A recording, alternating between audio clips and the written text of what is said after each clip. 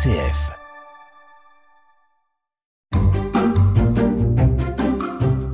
La messe pour les nuls. Petite catéchèse liturgique sur le sacrement de l'Eucharistie. Au cours des émissions précédentes, nous avons commencé à expliquer ce moment important qui inaugure la liturgie eucharistique et qu'on appelle la préparation des dons. Les fidèles ont apporté le pain et le vin qui allaient devenir le corps et le sang du Christ, et le prêtre a placé ce pain, cette hostie, sur l'autel, en le désignant comme à la fois le don de Dieu appelé à devenir le corps du Christ. De manière parallèle, il procède de même avec le vin. Dans les burettes où on a préparé l'eau et le vin, le prêtre verse le vin dans le calice, il y ajoute un petit peu d'eau et il présente ce calice avant de le déposer sur l'autel. Pourquoi de l'eau et du vin ? Eh bien, tout simplement parce que, à l'époque de Jésus, le vin était un vin très liquoreux qu'on ne pouvait jamais boire pur. Et en dehors de l'Église, la coutume était de couper son vin d'eau pour pouvoir le boire et le savourer de manière plus agréable.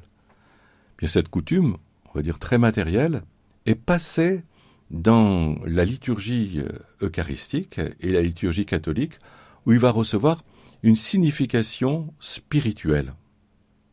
Le prêtre, en versant cette goutte d'eau dans le vin, dit « Comme cette eau se mêle au vin, puissions-nous être unis à la divinité de celui qui a pris notre humanité. » C'est vrai que quand on verse de l'eau dans du vin, on ne peut plus distinguer l'eau du vin. Eh bien, nous aussi, en participant à l'Eucharistie et en communiant au corps et au sang du Christ, nous sommes divinisés, transformés. C'est pas le corps de Jésus qui est changé en nous, mais c'est tout le contraire.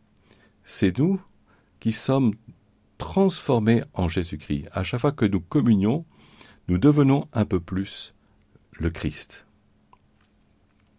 Eh bien, ce rite, qui ne se voit pas, puisque c'est à l'autel, il faut bien être au courant, nous renvoie à cette vérité, être parfaitement unis à Jésus-Christ, c'est le but de la vie chrétienne.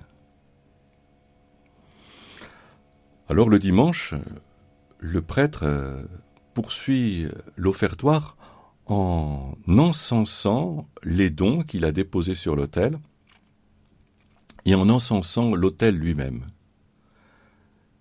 Nous avons déjà parlé de l'encens au début de la liturgie de la messe pour la procession d'entrée où il a été utilisé, ou encore au moment de la proclamation de l'Évangile, où en signe d'honneur pour la présence du Christ, on encensait le livre des Évangiles. Ici, l'encens est utilisé pour mettre en valeur cette prière, cette grande prière qui va monter vers Dieu dans cette partie de la liturgie eucharistique. Quand on voit de l'encens qui fume, non seulement ça sent bon, c'est un parfum, en même temps c'est une fumée qui monte vers Dieu.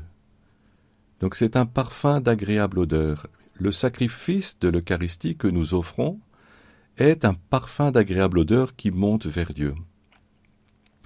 Quand on voit le prêtre, comme cela, encenser les dons sur l'autel, c'est une manière de nous entraîner à voir aussi dans cette messe que l'on célèbre, eh bien, cette dimension de ce que nous sommes en train de faire, qui est un honneur à la fois rendu à Dieu, puis dans lequel nous aussi nous sommes appelés à nous offrir. C'est un dernier aspect sur lequel je voudrais insister pour ce rite de l'offertoire ou de la préparation des dons. Quand on amène le pain et le vin à l'autel, je disais que c'était le fruit de la terre et du travail des hommes. C'est l'occasion aussi pour nous de nous présenter à Dieu pour demander d'être nous-mêmes transformés par cette Eucharistie. En amenant le pain et le vin à l'autel, c'est un peu de nous-mêmes que nous présentons. C'est pour ça que chaque semaine, en venant participer à l'Eucharistie, il est bon de présenter à Dieu, à ce moment-là, dans le secret de notre cœur, tous les sacrifices que nous avons pu faire, les sacrifices d'amour, toutes les bonnes actions que nous avons posées, mais aussi notre pauvreté, nos limites, pour qu'elles soient transformées justement dans l'offrande du Christ lui-même.